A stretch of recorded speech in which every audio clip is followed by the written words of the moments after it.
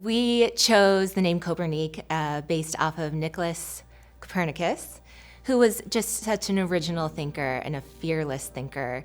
And we felt like that's what we want to do. We don't want to go with the norm. We don't want to follow the crowd. He was one of the first people to put out the quantity theory of money, other than the amount of money causes inflation, but also he predated Gresham and the idea that bad money chases good money out of the system. We chose the name Kopernik because it represents our willingness and ability to do our own analysis and take advantage of those times when our analysis shows something different than what the crowd's pricing in. One of the great things about the investment business is the crowd gets it wrong so often. In the world of investment management, where you can find so many folks following the herd mentality, we've truly prided ourselves of having been completely independent. Independent analysis, independent in our views, but more importantly, independent in our opinions, how we implement those views. Part of that process is thinking independently, thinking differently from the crowds. Kopernik is a place where that is valued.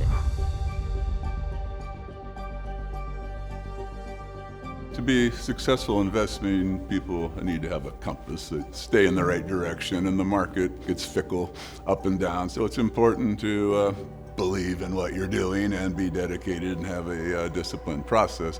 The energy that we had in the office in the first few months, the first year of getting set up was incredible. We all really wanted to do something special, to have a unique place to work, to make something really wonderful for our clients. When we first started Kopernik, our thought process was, what kind of a firm could we create that would invest money the way we would invest money for ourselves? We wanted to start the company on July 1st of 2013, and I think we started the project in March of 2013. And generally it takes 6 months just to get the systems up and running, to have a asset management and trading firm. And we were up and running in 3 months, and I'm very proud to have been a part of that. Early years are always fun and they're always challenging. You do not have a big parent behind you. You do not have exactly anyone to turn for any small questions or big questions or for help. I mean, you are on your own. What we did not anticipate is that 2014 and 15 would be so unfriendly to our type of investing. We live in a very cyclical business, and so we founded this at the end of a dozen-year period when we were doing extremely well in the markets. The first 18 months were pretty good, but then it was followed by the worst 18 months in my 41-year career. But the market was positioned very differently, and even though our firm was growing, it was growing in terms of number of people, it was growing in terms of our assets. At the same time, again, our returns were negative. You get to find out what people are made of during the bad times, and I was proud of our team. We went through what we call an annealing process, see how people respond under intense heat, and I think it made the team stronger. It's that idea of being anti-fragile. And so using all of these experiences over the last 10 years, because value investing has been out of favor, really I think we have a very strong team who has been through these difficult times, who also has seen what happens when we do stick to our conviction and don't lose our compass. May of that year, things started rapidly to change. And what was incredible is that by the end of 2016, our returns for that year were up over 50%. In a period when you can look so out of favor, having the ability to still attract, but more importantly retain and even grow our client base was just a further testament of our leadership, our investment process, our philosophy. From a business side of things, we all care very much about the company and every decision we make.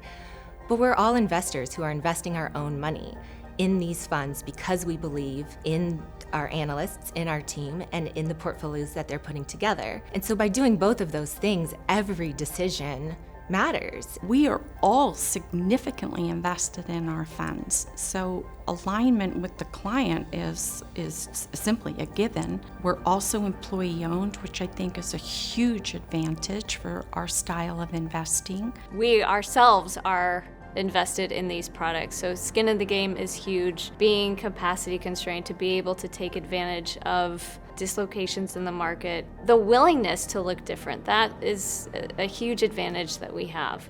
Being small, or relatively small, allows us to simply take advantage of more opportunities regardless of how big or small they are. So because effectively we are operating a smaller boat, we can get into nooks and crannies that other people cannot get into because they're simply too large, and we can take advantage of situations that are not meaningful to larger investment pools of capital. There's so many funds out there that really focus on the US companies, and there's a whole world of opportunity out there, and that's what our analysts do best. When you have a process where we understand every single business in our portfolio, we understand the long-term drivers, we understand the value of those businesses, it makes it much easier to continue to own those companies and buy more of them when the markets are falling. That gives clients an opportunity to potentially do a lot better than the market. We have risk-adjusted margins of safety, which I think is unique.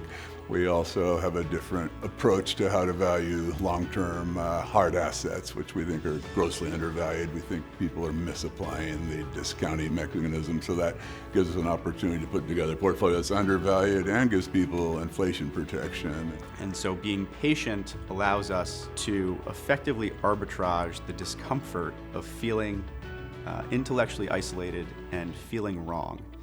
The world has become, the investment world specifically, has become ever impatient. I think any look at our portfolio will show that we're differentiated. So we do have diversity, but different doesn't mean better.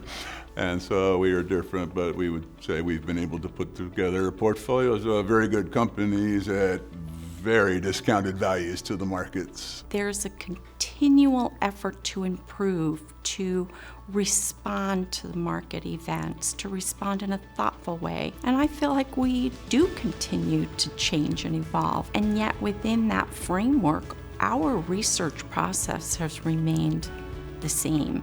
We are dedicated value investors. We look globally for great investment opportunities, and we invest for the long run. We've been able to put together an incredibly attractive portfolio that we think should do very well over the long term. Cheap on book value, cheap on earnings, cheap on cash flow, and so we're very excited for the next 10 years. I think our clients clearly know who we are, and I think that is something that we have earned and have built over the past 10 years. And then I think to the next 10 years, I'm really excited because it is difficult at first when you're saying, okay, this is what we plan to do, but when you actually have 10 years to back that up, that shaped us truly into who we are today. We've spent our first decade building a firm we both want to work for and invest in.